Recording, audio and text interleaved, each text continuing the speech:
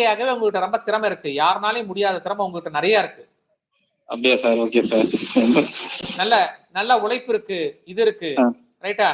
இதே வந்து என்னன்னு கேட்டீங்கன்னா, உங்களை பொறுத்த வரைக்கும் இது 2017 வந்து என்னன்னு ஒரு முறை நீங்க வண்டியில போய் கீழே விழுந்து காலில் அடிபட்டு ஒரு தழும்பு இருக்கு, ஞாபகம் இருக்கா? இருக்கு சார்.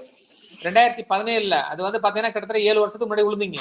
ஆமா சார். அது ஆக்சிடென்ட் பைக்ல வந்து விழுந்தீங்க 2017 அது. ரைட்டா?